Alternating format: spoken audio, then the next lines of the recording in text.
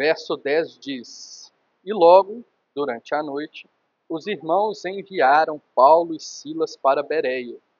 Ali chegados, dirigiram-se à sinagoga dos judeus. Ora, esses de Bereia eram mais nobres que os de Tessalônica, pois receberam a palavra com toda a avidez, examinando as Escrituras todos os dias, para ver se as coisas eram, de fato, assim. Com isso, muitos deles creram, mulheres gregas de alta posição e não poucos homens.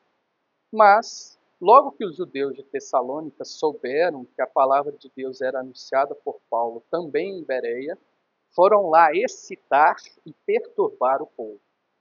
Então, os irmãos promoveram, sem detença, a partida de Paulo para os lados do mar. Porém, Silas e Timóteo continuaram ali em Bereia. Os responsáveis por Paulo levaram até Atenas e regressaram, trazendo ordem a Silas e Timóteo para que, o mais depressa possível, fossem ter com ele. Vamos orar. Senhor Deus, nós te agradecemos e te bendizemos, porque dentre tantos lugares, ó Deus, que poderíamos estar, o Senhor nos trouxe aqui na tua casa, para ouvir, ó Deus, o que o Senhor tem a nos dizer. Deus, nós te louvamos e agradecemos, Pai, e te pedimos o teu Espírito Santo, porque sem ele, Pai, nada entenderemos. Ó Deus, aviva-nos com a tua palavra, Pai. Aviva a tua obra, aviva a tua igreja e confronta, Pai, os corações pecadores que aqui estão. Nós oramos em nome de Jesus. Amém. Irmãos, todos aqui já estiveram no colégio alguma vez na vida. Alguns têm mais tempo, outros menos tempo. Alguns até ainda estão no colégio, né? Alguns jovens, alguns adolescentes ainda estão no colégio. Por exemplo, antes de 2008, 2008 foi mais ou menos um ano do advento do celular. Antes de 2008, eu peguei mais ou menos aí essa época, o meu Fundamental 1 ali, não tinha celular na sala de aula. Então era tudo manual, né? Era tudo sem qualquer tipo de digitação, tudo no papel e tudo assim, na base da conversação. O máximo que a gente tinha naquela época eram os bilhetinhos, né? E passava o bilhetinho para o outro. Isso que tinha. Depois de 2008, os celulares começaram a entrar nas escolas e nas salas de aula. Segundo os professores, segundo a grande maioria dos professores, isso acarretou a perda da atenção dos alunos à aula. O celular ele faz com que os alunos percam a atenção na aula. Por exemplo, alguns fatos. O primeiro, uma pesquisa de 2010, feita por alguns acadêmicos na Argentina, mostrou que alunos da quarta série do ensino fundamental, eles prestavam atenção em 2010 aproximadamente 1 minuto. Então, alunos da quarta série, eles ficam 1 minuto retendo a atenção com o professor e então eles dão uma leve dispersada. E é preciso que o professor dê um sinal para os alunos recuperarem a atenção no professor. Uma outra pesquisa, essa mais recente, essa é desse ano, 2024, mostra que o uso do celular na sala de aula tem alguns pontos positivos e alguns negativos. Por exemplo, entre os pontos positivos se destaca a autonomia dos alunos, a liberdade, né, dos alunos poderem consultar as informações e uma melhor pesquisa dos alunos. Os alunos têm à mão o celular, eles podem fazer uma pesquisa e ter acesso a informações muito mais rápido do que antes. Porém, o ponto negativo é que os alunos são mais dispersos. Os alunos não conseguem prestar atenção na explicação do professor. Eles têm muita dificuldade. Eles não têm foco. E, meus irmãos, convenhamos, nós estamos na cultura do celular agora em 2024. Essa pesquisa, a terceira pesquisa, eu creio que todo mundo sabe. Uma pesquisa feita este ano mostrou que o brasileiro é a nação, os brasileiros são a nação que mais usa rede social no mundo. A média mundial de uso de rede social no celular é de aproximadamente 2 horas e 15 minutos. No Brasil, nós usamos a rede social no celular 3 horas e 31 minutos por dia. Essa é a média do brasileiro. Nós usamos o celular, a rede social, 3 horas e 31 minutos por dia. Ou seja, considerando que o dia tem 24 horas, nós gastamos 15% do nosso dia mexendo na rede social. E se nós considerarmos que nós ficamos acordados, dormimos entre 6 e 8 horas, do tempo que a gente está acordado, a gente fica 20% do nosso tempo mexendo em rede social. Sabe quais são os resultados dessas ações? Dispersão. Nós não conseguimos mais ficar focados em uma aula. Nós não conseguimos mais reter a atenção. Nós não conseguimos ter mais avidez em uma aula. Segundo, nós temos muita dificuldade de concentração. Nós temos dificuldade de criar foco em determinado momento, em determinada coisa. Nós dispersamos muito rápido. Terceiro, nós somos mais ansiosos, porque a gente fica vendo informações o tempo inteiro e novas informações e a gente quer ficar sabendo das coisas. Resultado, nós ficamos mais ansiosos. E quarto, se nós estamos 3 horas mexendo na rede social, essas 3 horas não estão úteis. Nós temos falta de tempo, porque nós passamos 3 horas e 30 minutos na rede social. Que efeitos são esses, meus queridos? Efeitos péssimos para a nossa vida, efeitos ruins para a nossa vida. Os efeitos para a sala de aula, os efeitos para as palestras, os efeitos são péssimos. Não consegue se concentrar no que o palestrante está dizendo. Porém, a sensação é boa. Quando a gente pega o celular e fica rolando, né, pelos stories, pelas notícias, pelos sites, a sensação é boa, vendo os TikToks, a sensação é boa, é divertido, não é isso? Mas as consequências não são boas. Ao contrário de nós, que temos péssima cultura e que não conseguimos prestar atenção, os bereanos foram muito diferentes com Paulo. Os bereanos prestaram atenção com avidez ao que Paulo dizia. E eles tiveram a disciplina de pesquisar sobre o que Paulo dizia diariamente. No sermão de hoje, nós veremos que você deve dar ouvidos e examinar a pregação, cuidando dos pregadores fiéis. Você deve dar ouvidos e examinar a pregação, cuidando dos pregadores fiéis. A primeira parte do nosso texto é dos versos 10 a 12, os primeiros 3 versos, que mostra que você deve ouvir e examinar a pregação. Nós já dissemos aqui que nós estamos no contexto da segunda viagem missionária de Paulo. E desde do capítulo 15, verso 36, até agora, nós podemos ver principalmente a perseguição dos judeus a Paulo. A perseguição dos judeus ao Evangelho de Cristo. Constantemente Paulo é levado, é carregado, Silas também vai junto. Constantemente esses judeus estão fazendo oposição ao ministério de Paulo e às missões de Cristo na terra. Constantemente. E Paulo era um alvo preferido deles. Por que, irmãos? Por que será que Paulo era o alvo preferido deles?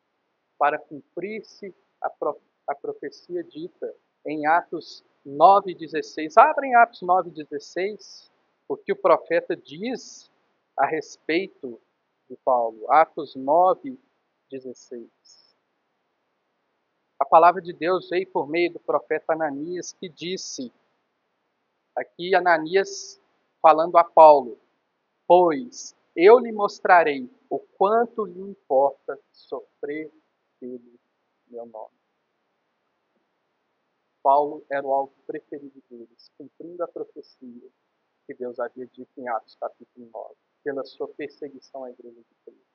Porém, meus irmãos, nós não só vemos a perseguição nessa viagem missionária, mas nós vemos que quanto mais a perseguição subia, mais o Espírito Santo convertia os pecadores. Mais a ação do Espírito Santo estava presente, convertendo os judeus e convertendo aqueles que eram seus nas cidades que Paulo, Silas e agora Timóteo iam. Enquanto a perseguição subia, a ação do Espírito Santo também subia.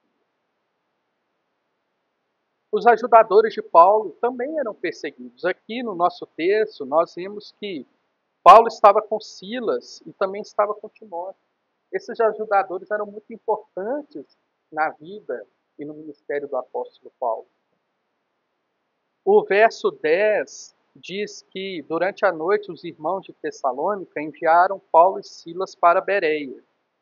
A viagem de Bereia, de Tessalônica para Bereia, era de aproximadamente 72 quilômetros.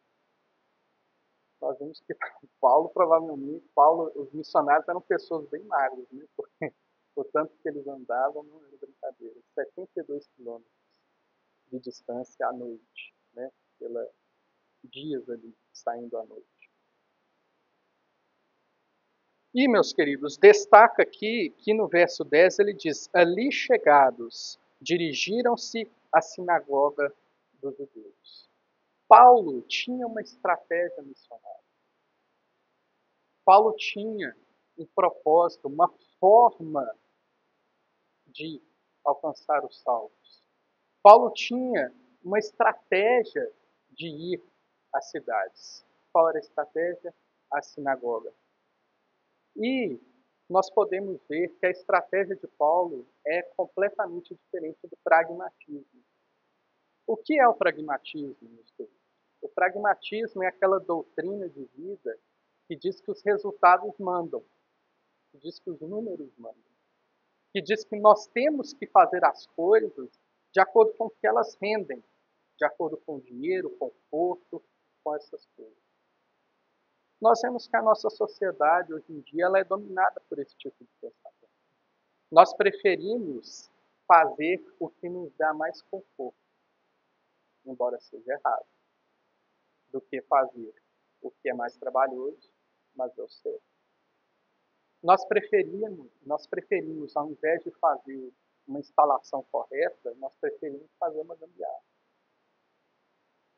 Ao invés de fazer as coisas de forma correta, nós preferimos ganhar tempo, nós preferimos economizar recursos em prejuízo da qualidade, em prejuízo do certo, fazendo o errado.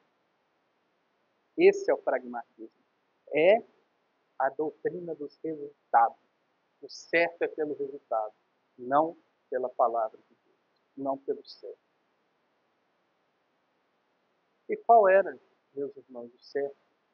O certo é primeiro aos judeus, depois aos gregos. Note que poucos criam. Poucos criam. Leia novamente aqui, Atos 15, 36, até o texto que nós estamos aqui. Os irmãos vão ver que poucos criam, não eram muitos. Em compensação, a perseguição era muita. Muitos se levantavam contra ele. Nós podemos ver só nessa viagem missionária açoites e apedrejamento. Paulo foi açoitado junto com Silas e Paulo foi apedrejado. Mas Paulo tinha uma estratégia. Não havia motivo nenhum para Paulo voltar na sinagoga. Motivo humano, motivo pragmático. Mas ele amava mais a Deus do que ao seu conforto. Ele amava mais a Deus do que o que ele via como resultado. Primeiro aos judeus, depois aos gregos. E no verso 11, nós vemos que, ora, estes de Bereia eram mais nobres que os de Tessalônica. Que nobreza é essa?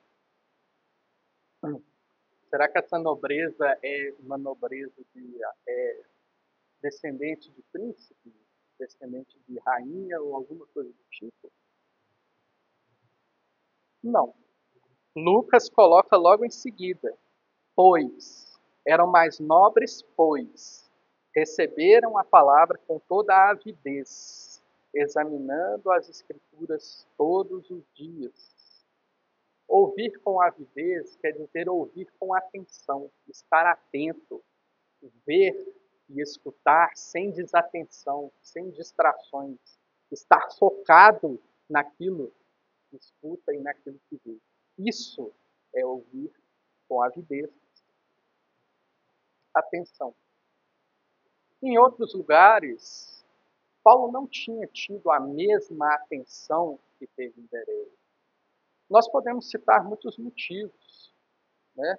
Nós vemos que em muitos casos aqui, nos capítulos anteriores, os judeus provocavam tumulto. Os judeus atrapalhavam a hora da, da preleção de Paulo. Os judeus agitavam as multidões. Esse é um dos motivos que eles não ouviam, não prestavam atenção. Ou outros motivos. Às vezes eles já tinham ouvido falar de Paulo mal e eles não davam atenção. Por quê? Porque já ouviram falar antes, criando um pré-conceito, um conceito antes de conhecer a pessoa e a sua mensagem, mal. Um pré-conceito. Esses podem ser dois motivos pelos quais ele não teve a mesma atenção em outras cidades. Mas os de Bereia prestaram atenção. Eles ouviram com atenção, eles estavam focados naquilo que Paulo dizia. Eles foram buscando foco na palestra de Paulo, no sermão de Paulo. Como você veio aqui para essa igreja hoje? Você descansou para vir aqui? Você teve um momento de relaxamento no dia do Senhor, no dia do descanso? Ou você encheu seu dia de tarefas, encheu seu dia de correrias e trocou de roupa rapidamente e veio? Você se preparou para vir aqui? Você teve o descanso para poder ter plena atenção na palavra do Senhor? Ou você está morrendo de sono porque não dormiu bem a última noite? Ou porque não dormiu pela tarde, no dia de descanso? Como você veio mesmo? Os de Bereia foram e prestaram total atenção, com avidez nas palavras que Paulo dizia. E qual era o outro motivo da nobreza dos bereanos? Eles examinaram as palavras de Paulo. A palavra que é traduzida aqui como examinando, aqui na nossa tradução, ao meio da Revista Atualizada, também pode ser traduzida como investigaram, como pesquisaram. Estão percebendo a dimensão do que os bereanos fizeram aqui? Eles foram além do que simplesmente ouvir, do que simplesmente receber. Eles foram e investigaram cuidadosamente o que Paulo dizia. Diariamente eles pesquisaram nas escrituras para saber se o que Paulo estava dizendo realmente era verdade.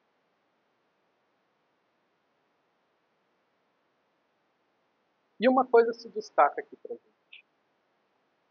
Nessa altura da história, o Novo Testamento ainda não havia sido escrito. Qual eram as escrituras que os bereanos analisaram para conferir as palavras de Paulo no Antigo Testamento? Eles foram na lei e viram a Cristo. Eles foram nos livros históricos e viram a Cristo. Eles foram nos poetas e viram a Cristo. E eles foram nos profetas e viram a Cristo. E viram que era necessário que Cristo morresse para pagar os pecados deles. Porque Cristo está em toda a Escritura. Cristo está no Antigo Testamento, desde o primeiro versículo de Gênesis até o último de Malaquias. Cristo está ali. Todo o Antigo Testamento fala de Cristo e a sua obra em favor de você, para pagar o seu pecado. Todo o Antigo Testamento fala. Então, eles não simplesmente engoliram o que o pregador fala. Eles, assim, eles mastigaram. Eles foram mastigando, eles foram ruminando a palavra que Paulo disse ali. Pesquisando diariamente o que ele falou.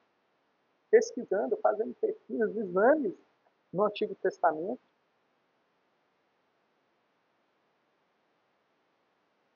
Você tem analisado o que você escuta aqui? Ou em qualquer, ou em outra igreja que você visita, que você faz parte, né? Você tem analisado a palavra que você escuta? Você tem verificado o que o pregador está dizendo? Você tem pesquisado sobre diariamente? Você tem feito isso? Qual é o resultado disso? É o verso 2. Com isso aqui a nossa tradução traduziu como com isso, mas a ideia aqui é de resultado. Qual é o resultado do verso 11? Qual é o resultado de prestar atenção com avidez na pregação? E qual é o resultado de, somado a isto, pesquisar diariamente nas Escrituras? Qual é o resultado disso? Muitos deles creem. Isso é o resultado. Uma observação, irmãos. Aqui Lucas não está apagando a ação do Espírito Santo na vida do pecador. Porque se Deus não intervir em favor do pecador, ele não é salvo. Ele não compreende. Porque é loucura, querido. Cristo morreu por você. O mundo não entende isso. Por que Cristo morreu por mim? Não faz sentido. O mundo não entende a mensagem do Evangelho. O mundo não aceita o pecado. Isso é loucura para o mundo. Não é possível, através de um raciocínio lógico, ser salvo.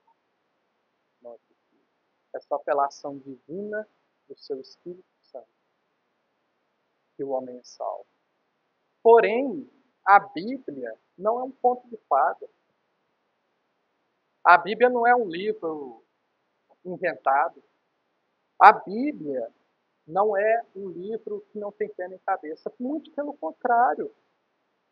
A fé cristã não é uma fé cega.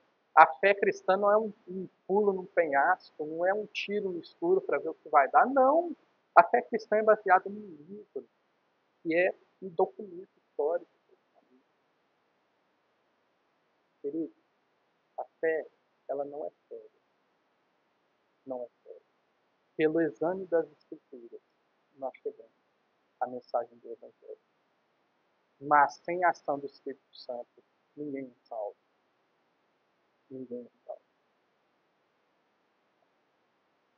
Os bereanos, então, eles são um exemplo para nós de uma congregação que escuta com atenção a pregação e não se dispersa olhando para os lados e que examina a palavra de Deus a todo tempo. Igreja do Jardim Canadá, vocês são assim? Ou vocês estão olhando para o lado? Ou vocês não prestam a devida atenção na palavra de Deus? Não prestam atenção no pregador? Ou você não tem concentração, não consegue ter foco? Você está aqui disposto a prestar atenção na pregação, no que Deus tem a dizer para você hoje? Ou você veio aqui só porque não tem mais nada melhor para fazer e veio aqui? Sejamos como os bereanos. Quanto tempo você gasta com rede social? Supondo aqui que a gente não seja às 3 horas e 31 minutos, em média do brasileiro, mas eu, por exemplo, alguns meses atrás, eu tive que, eu estava vendo quanto o meu telefone, ele mostra quanto tempo diariamente você usa os aplicativos, né? E aí eu estava usando, assim, 1 hora e 20 minutos no meu dia por rede social. Eu, aí eu tive que colocar, eu coloquei um lembrete lá. Quando passar de 40 minutos, o celular bloqueia, tá? Eu não posso mais mexer. Eu fiz essa disciplina. Queridos, quem dera se ao invés de a gente gastasse, se ao invés de eu gastar 1 hora e 20 minutos com rede social, eu gastasse orando, buscando, pesquisando a palavra de Deus. Quanto tempo você gasta pesquisando a palavra do Senhor diariamente? Quanto tempo você senta para rever a pregação do domingo, para examinar e pesquisar sobre ela? Quanto tempo você gasta diariamente lendo a palavra e orando e meditando nela? Quanto tempo, meu querido? A segunda parte do nosso texto é dos versos 13 a 15, e ela diz que você deve cuidar dos pregadores perseguidos, aqueles pregadores fiéis que pregam a sua palavra. A primeira coisa que salta aos nossos olhos aqui, no verso 12 ainda, é que muitos deles creram mulheres gregas de alta posição e não muitos homens. Isso parece uma coisa trivial, não parece uma coisa que sem importância. Mas, meu irmão, é difícil um rico se converter. É muito. Os nobres, aqueles que têm status social, eles confiam naquilo que eles têm. Quanto mais dinheiro, mais segurança se pensa ter. Quanto mais status, quanto mais linhagem nobre, mais segurança se pensa ter. Como é difícil pessoas de uma posição elevada na sociedade se humilharem. Porque o Evangelho é uma humilhação. O Evangelho é você é um pecador. Como que um nobre vai ser pecador? Não, o nobre é super ótimo. Os nobres foram convertidos. Como é difícil um rico se dobrar, um rico se humilhar. Como é difícil um rico, um nobre se descer da sua superioridade social. Como é difícil. Isso mostra, meus queridos, mais uma vez a nossa observação. Ou seja, o homem, ele está disposto a ouvir. Ele prestou atenção nas palavras de Paulo e examinou as escrituras e o chamado do Espírito. Sem o chamado do Espírito Santo não há salvação, não há conversão genuína. Sem o chamado do Espírito Santo é impossível alguém se dobrar e admitir que é pecador e que precisa de Cristo, senão vai para o inferno eternamente. Sem o Espírito Santo, isso não.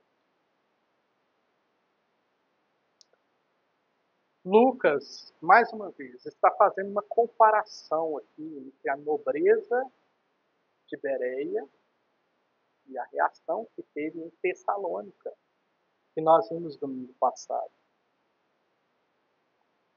Não só domingo passado nós vimos a situação de Paulo e Silas lá em Tessalônica, mas nós vemos ao longo dos últimos sermões como os judeus perseguiram Paulo e a mensagem do Evangelho. Os judeus perseguiram.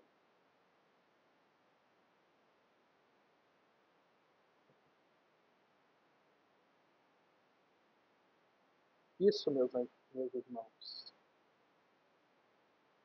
são as estratégias de Satanás contra aqueles que são fiéis, contra os seus servos fiéis, contra aqueles que anunciam o Evangelho de Cristo. E, mais uma vez, note aqui, meu irmão, que não foram os judeus de Bereia. Não foram os judeus de Bereia. Os judeus de Bereia prestaram atenção no que Paulo disse e examinaram as suas escrituras. Alguns creram, outros não. Mas os judeus de Bereia não se ajuntaram para expulsar Paulo. A notícia chegou de Tessalônica. Os de Tessalônica, veja aqui, mais uma vez, Tessalônica, Bereia, 72 quilômetros. Aqueles irmãos pegaram e andaram 72 quilômetros para perseguir Paulo e Silas. Querido, isso é muito espiritual. Isso é Satanás contra o seu servo, contra os ministros fiéis. Os judeus ficavam andando de um lado para o outro, perseguindo aqueles que são fiéis a ele, os seus ministros, os seus missionários e pastores fiéis. Como eles odiavam Paulo, como eles odiavam. Mas, por que eles odiavam Paulo? Você já parou para pensar nisso? Porque, veja bem, Paulo não era judeu? Paulo não seguia a lei? Foi circuncidado, tudo certinho. Paulo não era fariseu, do partido dos fariseus, aqueles que mais observam a lei? Por que eles perseguiram Paulo? Por que eles perseguiam ele? Querido, eles odiavam Paulo porque eles odiavam a Cristo. Eles odiavam o mestre de Paulo. Assim como eles mataram a Cristo em Jerusalém, eles querem matar os seus servos. E eles estavam perseguindo a Paulo, assim como eles perseguiram a Cristo em seu ministério. Eles andaram 72 quilômetros para procurar matar Paulo. E eles mataram a Cristo. Eles vão perseguir a sua igreja. Eles vão perseguir aqueles que o seguem. E perceba que na morte de Cristo, Satanás se achava vitorioso. Satanás tinha então usado o seu servo para matar o Filho de Deus. Mas 3 dias depois, a sua derrota foi finalmente decretada. Satanás está derrotado, totalmente derrotado. Não há mais nada que ele possa fazer. Mas Satanás pode perseguir o servo de Deus.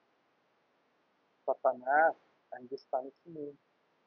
Ele não tem ação total sobre si, mas ele ainda persegue o servo de Deus.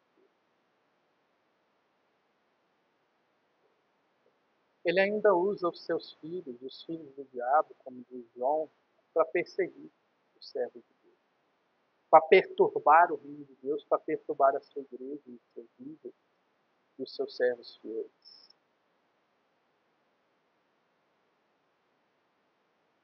Portanto, você não deve se espantar da igreja ter inimigo. Pelo contrário, você deve se espantar se a igreja não tiver inimigos. Qual é o resultado de seguir a Cristo? É ser perseguido. É o mundo vir contra você. Esse é o resultado de seguir a Cristo. Não tem outro. A igreja fiel, a igreja que prega as Escrituras, ela tem inimigo. Se você leva uma vida tranquila, se você não tem evidenciado a imagem de Cristo na sua vida, muito provavelmente você não tem inimigo. Muito provavelmente o mundo nem se preocupa com você. Naturalmente, Satanás não está nem aí para você. Mas se você é um servo fiel, é um servo que busca a santidade, busca anunciar o seu evangelho, eu tenho certeza que Satanás não está alegre com você. Tenho certeza. Os ministros, meus queridos, eles são os alvos de Satanás, principais. Os ministros, aqueles que pregam o evangelho, eles são os principais alvos de Satanás, como nós podemos ver aqui no livro de Atos. Mas observe o que os irmãos fizeram. Verso 14. Então os irmãos promoveram sem defensa a partida de Paulo para os lados do mar. Aqui a tradução ela ficou um pouco confusa aqui, né? Mas o verbo aqui ele está no passivo se dirigindo a Paulo. Ou seja, Paulo foi levado a viajar pelos irmãos. Paulo foi levado, pegaram Paulo e levaram. Essa é a ideia do verbo aqui. Pegaram o ministro fiel e levaram para longe. Essa é a ideia do verbo. Para longe do perigo. Eles tiveram cuidado com o seu ministro fiel, com esse apóstolo dos gentios, com aquele que cuidava, com aquele que anunciava o evangelho. Eles tiveram cuidado com ele e tiraram ele daquele lugar, do meio daqueles judeus que o queriam matar por incitação de Satanás.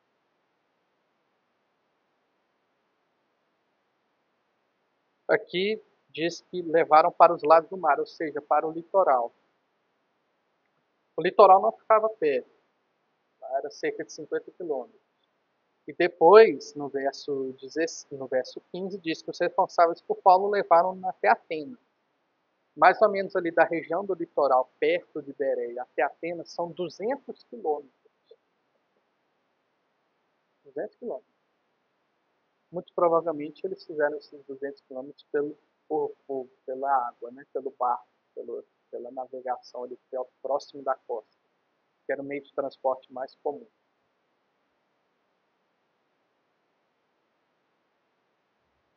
O texto diz que Silas e Timóteo ficaram lá, possivelmente para dar apoio, para continuar a pregação naquela cidade, visto que Silas e Timóteo eram menos alvos da perseguição dos judeus do que Paulo. Paulo foi então carregado pelos irmãos, carinhosamente, para longe daquele perigo. Você tem tido o mesmo cuidado com os pregadores do Evangelho? Você tem tido cuidado com aqueles que pregam o Evangelho a você fielmente? Nós, como igreja, temos tido o mesmo cuidado com os nossos pastores? Você sabe a necessidade do seu pastor, do seu pastor? Você sabe as dificuldades que a liderança da igreja tem passado por ser liderança fiel? Você tem estado atento a isso, à vida dos seus irmãos? Você tem estado atento não só aos pastores da igreja, mas aos missionários? Abre aí o boletim. Tem uma lista de missionários aí. Você sabe qual necessidade que eles estão passando? Você sabe quais são as dificuldades que eles estão enfrentando? Isso é o cuidado que a igreja de Bereia teve com aqueles que pregam fielmente a Escritura. Quando você olha para essa igreja, quando você olha para os seus irmãos, você percebe a quebra de barreiras sociais? Você percebe que aqui existem patrões e funcionários, existem ricos e pobres, existem nobres e plebeus. Você consegue ver isso? O Espírito Santo converte todo tipo de pecador. Não importa o quão horrível ele seja. Não importa o quão rico ou o quão pobre. O quão de uma raça ou quanto de outra. O quão judeu ou quanto gentio. O Espírito Santo converte. Nós podemos ver isso na nossa igreja. Não há etnia para a igreja. Não há status social para a igreja. Uma igreja só de ricos. Não há uma igreja só de pobres. A igreja do Senhor, ela é composta pelos pecadores unidos. Qual evangelho você está vivendo? Você está vivendo num evangelho cômodo? Você está vivendo no mundanismo? Você está vivendo da ostentação, da aparência? Então eu tenho certeza que você não tem limite. Que todo mundo te olha bem, todo mundo te cumprimenta no seu trabalho, nos seus estudos. Tenho certeza. Mas se você está vivendo uma vida de santidade, uma vida de separação para Deus, uma vida do evangelho vivo na sua vida, uma vida de pregar o evangelho e anunciar aos pecadores, eu tenho certeza que você sofre oposição. Eu tenho certeza que você tem isso. Porque Satanás não está alegre com você. Qual é o seu cuidado com os pastores e missionários da igreja? Queridos, eles sofrem oposição. Sofrem muita oposição. Se você não sabia, fique sabendo agora.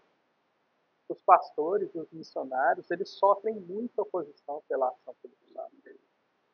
Você tem estado atento às necessidades e ao cuidado que você deve a eles? Está atento ao cuidado àquilo que eles necessitam, às dificuldades que eles têm passado? Ou você nem sequer se preocupa com isso? Queridos, nós mexemos muito no celular. O brasileiro, ele mexe 3 horas e 31 minutos do seu dia no celular, na rede social. Sabe quais são os resultados? Os mais horríveis possíveis. Falta de atenção, ansiedade, todos os tipos de males. Agora, imagine se ao invés de você gastar 3 horas e 31 minutos do seu dia em rede social, você gastasse 1 hora lendo, ouvindo, examinando as escrituras. Imagina se você fizesse isso, ao invés de você ter um resultado péssimo da dependência do celular, da dependência da tecnologia, da falta de tempo, você teria um resultado muito maravilhoso. O mesmo resultado dos irmãos de Bereia. Nós vimos hoje que você deve dar ouvidos e examinar a pregação, cuidando dos pregadores fiéis. Você deve ouvir e examinar a pregação assim como aqueles irmãos fizeram. Lucas diz que eles eram nobres, porque, primeiro, ouviram com atenção, fitaram os olhos no pregador, não se distraíram, não ficaram olhando para as paredes, prestaram atenção com avidez, não cochilaram, estavam atentos ao que o pregador disse. Primeira razão da nobreza deles. Segundo, eles examinaram, eles provavam, eles pesquisaram a palavra de Paulo. Você deve ouvir e examinar a pregação. Você deve ouvir e examinar a pregação. E segundo, você deve cuidar dos pregadores fiéis. Você deve cuidar daqueles que anunciam fielmente a sua palavra, porque eles sofrem oposição por causa da sua oposição. Sofrem oposição por causa das investidas de Satanás contra a sua igreja, para perturbar o reino de Cristo nessa terra. Você deve dar ouvidos e examinar a pregação, cuidando dos pregadores fiéis. Irmãos, em termos práticos, como podemos ter atenção? Como foi a sua tarde agora? Como foi ela? Como é normalmente a sua tarde de domingo? Ah, o carro está sujo. Tem que lavar o carro. Lava o carro. Ah, tem que subir no telhado porque tem uma goteira no telhado. Sobe no telhado.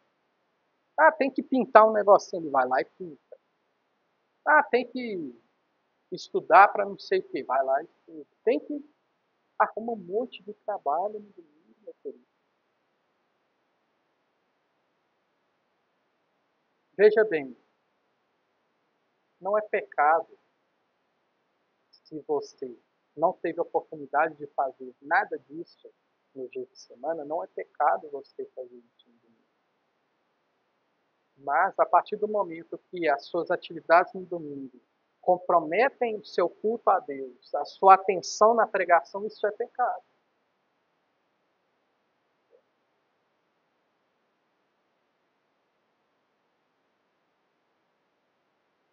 Será que você ficou o dia inteiro, a tarde inteira fissurada no jogo, escutando rádio, vendo vídeo, postagem no Instagram da torcida, viu o jogo, pilhado, aí troca de roupa rápido e vem para a igreja? Será que você fez isso, meu querido? Suas crianças ficaram brincando até 5h45 e você trocou a roupa deles rápido e veio? Você fez isso, meu querido? Conselho prático. O culto é às 18 horas. 17 horas, um pouco antes, dependendo do tanto que você demora para se vestir, já para o que você está fazendo. Já levanta da cama do seu descanso, levanta da rede, onde você estiver. Começa a se aprontar, com calma, com tranquilidade. Fala para os seus filhos se arrumarem, pararem de correr. Acalma seus filhos, às 17.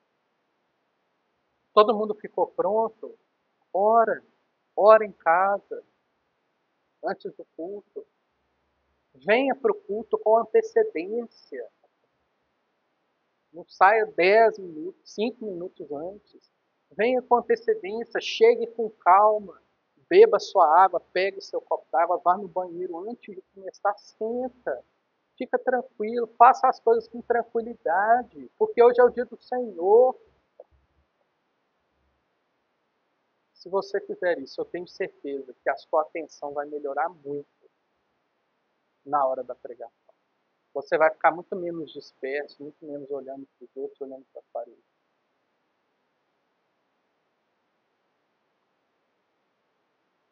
Analisar o sermão.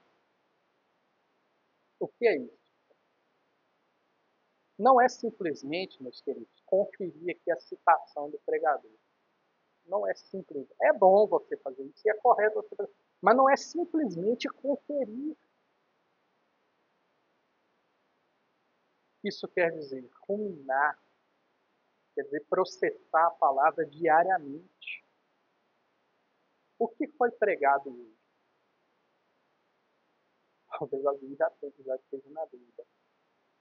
Amanhã, se o seu colega de trabalho perguntar o que você viu na igreja ontem, será que você vai responder assim com tranquilidade? Na quarta-feira você vem no culto de oração e doutrina. Será que se o pastor perguntar aqui o que nós vimos no domingo, você vai saber responder? Será, meu querido? Qual texto? Qual foi a ideia central?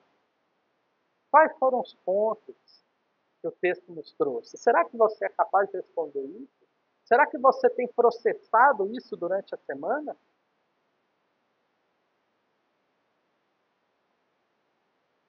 Dica prática: tenha um caderno de anotação para os sermões. Sabe por quê? Se você anotar o sermão, primeiro que você vai ficar menos disperso, porque você está ali prestando atenção e anota o sermão. E segundo, que durante a semana você não vai esquecer o que o pregador disse, mas você vai lá no seu caderno de sermão e vai pegar e vai verificar. E vai examinar, pesquisar a palavra igual os bereanos fizeram. Tem um caderno de anotações, compra um caderninho assim, pequeno, e traga para o sermão à noite e anote a pregação. Faça isso, isso é um excelente hábito. Isso é um hábito bereano, de examinar as escrituras diariamente. E quanto às necessidades e dificuldades dos pastores e missionários, você está sabendo disso? Você está preocupado com isso? Você tem procurado o pastor da igreja e conversado sobre isso? Se está tudo bem? Tem preocupado? Querido, converse, procure saber, se envolva com a liderança da igreja, pergunte acerca dessas coisas. E, se possível, atenda às necessidades dos irmãos. Assim como os irmãos de Bereia fizeram, carregaram Paulo para longe daqueles inimigos. Atenda, se possível, às necessidades. Nada disso é fácil, meus queridos.